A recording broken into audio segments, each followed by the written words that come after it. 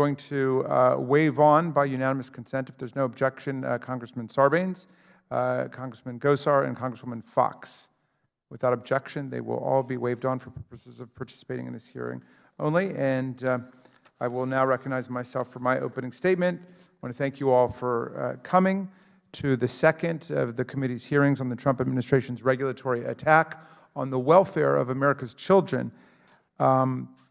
Last month, the Department of Housing and Urban Development released a proposed rule that would demolish meaningful accountability for the government's progress on fair housing and would help trap children in a cycle of poverty, stifling their growth and constricting their mobility and opportunities in life.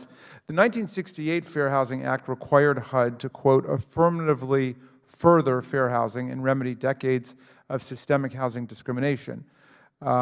For decades, the federal government had engaged in deliberate discrimination to segregate by race and advantage whites over African Americans. Many people think that residential segregation just happened in America, but it didn't.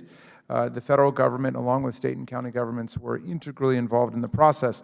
The New Deal in World War II gave birth to the systematic use of redlining, as the federal government refused to insure mortgage loans in African American neighborhoods. The Federal Housing Administration recommended building highways to rigidly segregate African Americans from white neighborhoods and from desirable city resources.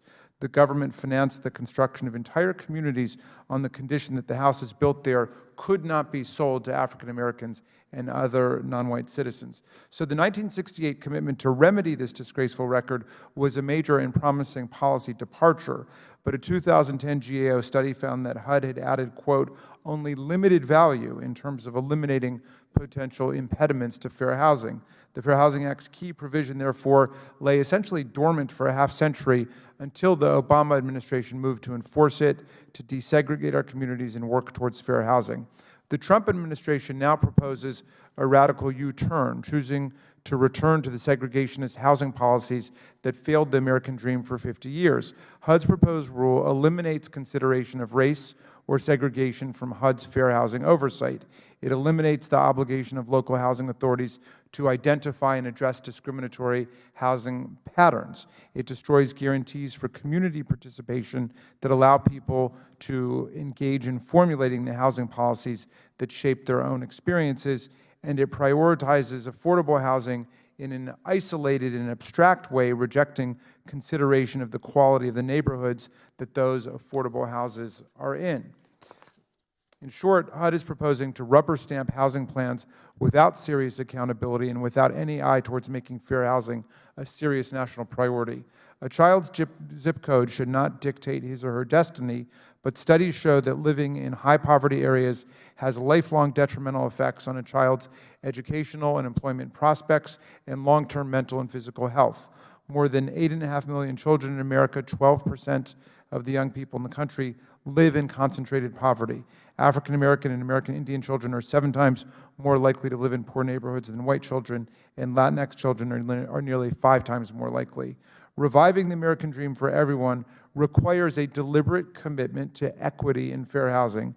President Trump's abdication of federal oversight means kids across America are more likely to get trapped in a poverty cycle of the government's making. Congress must push back against this dereliction of duty. I want to remind my colleagues of the promise of all of America's children.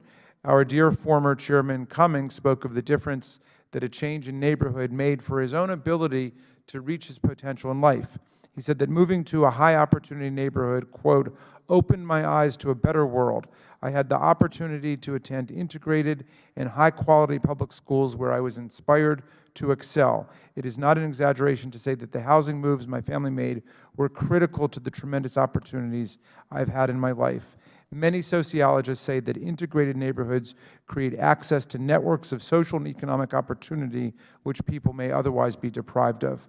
How many young people who could be inspired by Elijah's example are we failing by abandoning them and refusing our responsibility to ensure that every neighborhood in America is a neighborhood of real opportunity and diversity? We owe it to America's young people to hold this administration accountable for gutting the first federal effort in decades aimed at meaningfully enforcing fair housing and reversing decades of deliberate race segregation in how Americans live. I'm now delighted to recognize the ranking member, who today is Mr. Keller, the gentleman from Pennsylvania. We're delighted to have you sitting in, Mr. Keller.